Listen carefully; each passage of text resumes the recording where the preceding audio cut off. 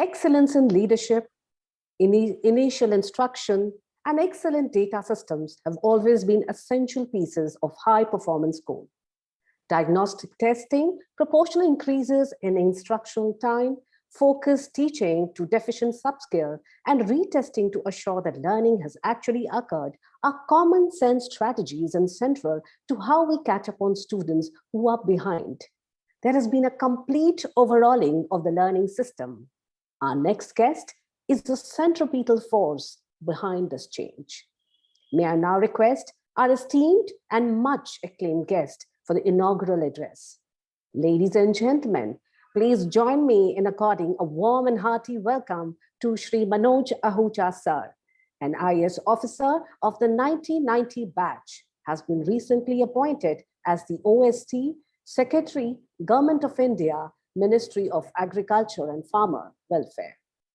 He is also the former chairperson of CBSE. May I now request Shri Manoj Ahuja sir to kindly share his invaluable views and address the conference and guide us the way forward. Over to you, sir. Thank you, Mrs. Ritu Sharma. And thank you, NPSC, for giving me an opportunity to interact with all of you. This was one of the commitments I had made to the chairperson NPSC when I was chairman CBSE. And it's wonderful to be able to see the old faces with whom I used to interact earlier. So let me first of all thank the chairperson NPSC, Dr. Sudha Acharya, the secretary NPSC, Asha Prabhakar, the team at management team at NPSC who's organizing this 49th annual conference.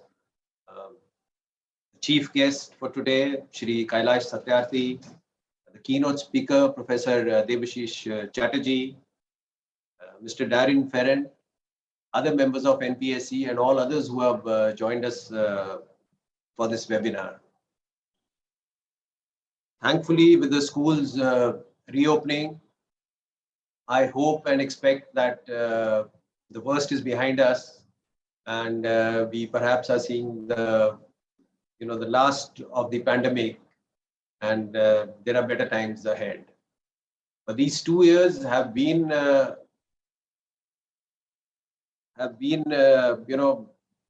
very, very impactful in the sense that we did not have physical schoolings for 2 years. People who had access to digital connection or students who had access to digital infrastructure perhaps were able to keep up with studies to a limited extent. Others did not even have the opportunity to do that. So the first and foremost challenges for us would be when the children start coming back to school is to address primarily the physical and mental well-being of the children. We really don't know what has happened in these 2 years. And secondly, slowly and steadily, reduce what we would call learning gaps, which has happened due to this interrupted learning. And I think that's a big challenge. Research globally has shown us that some of these losses can become permanent if not addressed. And a new area for us would be, we haven't faced this situation before, but you had so many conferences with experts who may advise us, how do we address, when children come back to school, how do we address the issues relating to mental and physical well-being? Having said that, I must say that NPSC as a collective has immense, let's say, power as a think tank, combined with a practitioner's perspective. And I would say globally, I would rate NPSC as an entity or as a body very high in its ability to bring about changes, to react to situations, and to think of playing a much larger role across the country. A small example which I could see in your presentation was about, just the fact that you created MCQs for the exams and made it available across the country. And I think that bigger role is also something which NPSC members could consider playing. like I said, and I'll repeat again, the kind of, as a collective, the power you have in terms of thinking through education issues and the practitioners' knowledge which you bring. I mean, that's an ideal combination. How can it improve educational systems across the country, besides your own schools? And I think that's a bigger role which I feel NPSC can actually carry out very well. If I can envisage something about the future, the fact is that when we are children spend most of the time in schools, and the recent reports which have come out, which come out annually, the ASR report and other reports do point out certain stark deficiencies in our education system. For example, the ability of children to read and write at stage 3 and the consequential effects it can have. And the National Education Policy does try to address that. It tries to address that through the early childhood care education and launching a FLN mission. And the fact remains that across the country, there is a huge diversity in terms of access to education, in terms of the quality of education students are getting. And in the coming decade, I think that can be one of our major roles to bring about, let's say, equity in education, so that good quality education is available to children across the country. And I think it was in this context I was saying that NPSC can perhaps, with the availability of digital systems, can think of setting up a public good system where quality learning resources are available, which can be accessed by anybody. And it's not very costly. The marginal cost is almost nil. You just have to set up initial systems, set up resources. Just somebody could manage them, but they could be made available to schools across the country. Something like you mentioned, about that MCQ. That was a small example, but this could actually serve the nation in a very significant manner. The other challenges which you pointed out, which I envisage, is now having come to the Agriculture Ministry, you would still see that about 58% or 60% of the workforce is still dependent on agriculture. And if you see the future, one can't depend on jobs which are created by the existing ecosystem. A lot of our students, when they graduate, would have to be ones who actually create jobs. And that is how we will be able to, provide jobs for the youth across the country, which essentially is again related to education and the way students are able to think. And I would relate it to what the National Education Policy again says, when it mentions a shift from, let's say, rote learning or learning for specific exams to a learning where a student can think for himself, can innovate, can think differently, and therefore create. And that's the challenge. How can we reorient the educational system on this particular aspect? Because if we are able to provide education in a manner where children can, learn for an exam, learn for a test, and work in a certain predetermined manner, that won't serve the purpose of a student being able to think differently, create jobs, become an entrepreneur, and learn according to the different situation. We also say that the world is changing very rapidly with new technologies coming. So being able to learn, having certain core skills and concepts, a very broad kind of a repertoire on which he can build up. And the entire National Education Policy talks about that. And that is what we have attempted when I was in CBSE early, along with the schools. The idea being that how do we reorient? It is a huge system, the education system. How do we reorient it? How do we bring about a change in what is happening? One is by changing incentives. And one of the biggest incentive is the exams.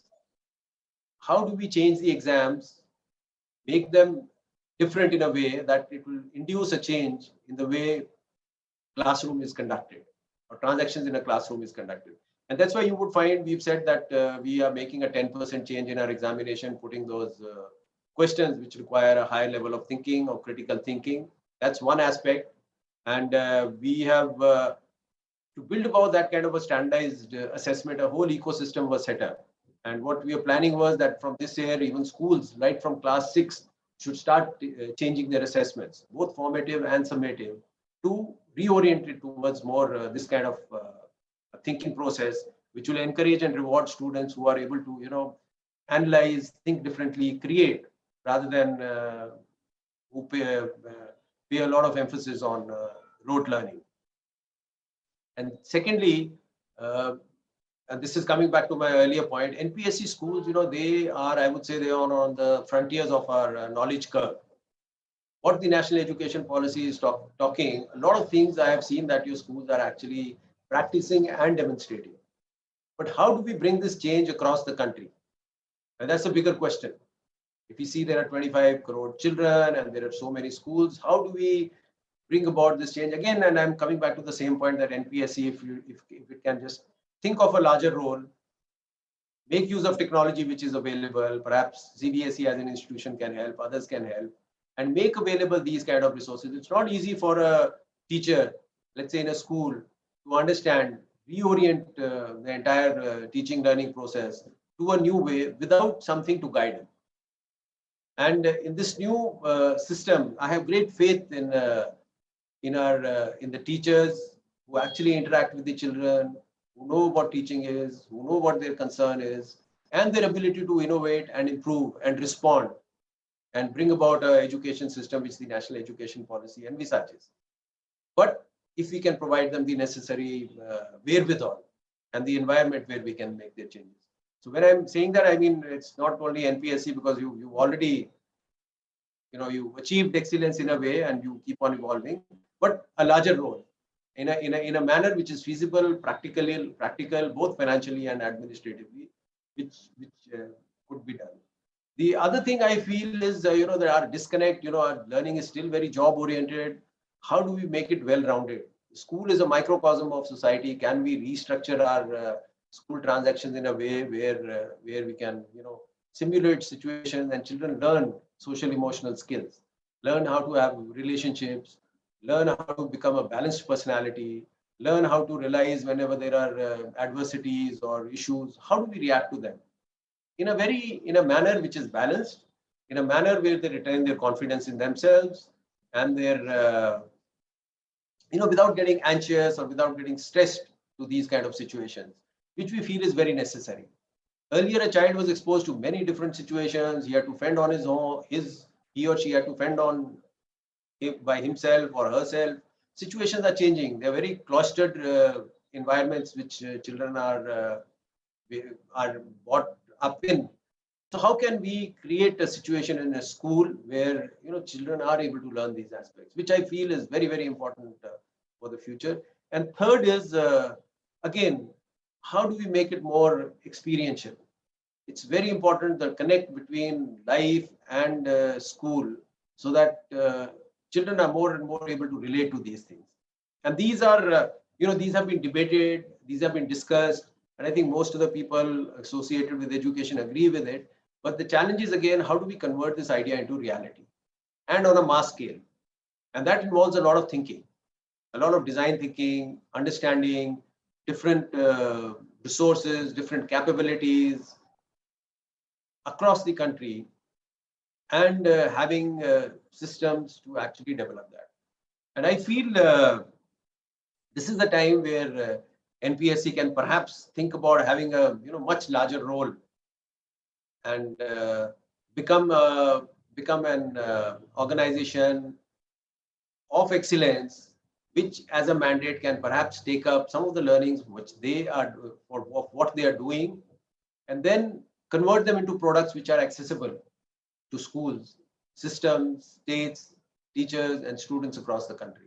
And I feel, again, digital means can be is a way which can allow this to happen in a very, let's say, non-expensive and economical manner. But that's just a thought, and I think, but I think the responsibility of all of us who are working in the education sector or not working in the education sector is on all of us to ensure that this decade is a decade of change, where we bring about the long cherished dreams of excellence and equity in education, where we don't leave out any child because of lack of access to quality education.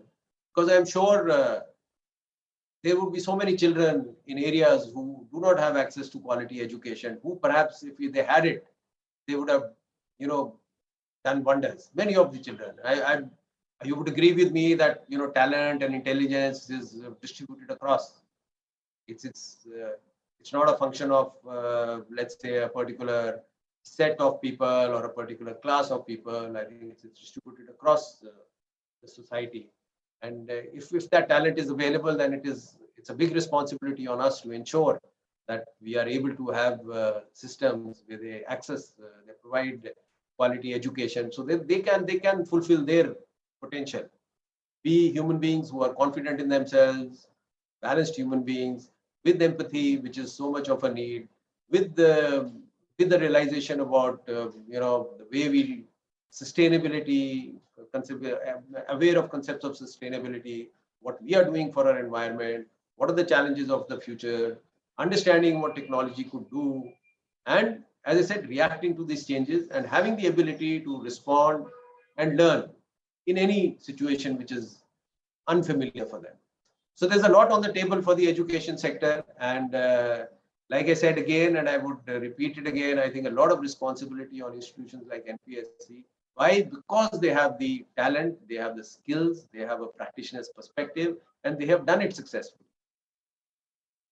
Then how do we kind of, besides our schools, can we think of a system where we take whatever we have and also make it available to the schools across the country? It's a huge mandate. You can deliberate upon it, you can think about it, but I think all of us have to work in this direction to build a better future for the country, and to ensure that each child whose expectation would be that I should get the resources to achieve my potential, we are able to bring it to them in as quickly as possible. So thank you once again for giving me this opportunity to interact with you. It was a pleasure working with all of you, and I do look forward to interact with you, let's say not as the chairman CBSE, but in the position I am currently. So thank you so much. Thank you, sir. Thank you so much for keeping your commitment. And I know you are extremely busy, but still you could make it. We are truly grateful to you, sir. Thank you. धन्यवाद महोदय।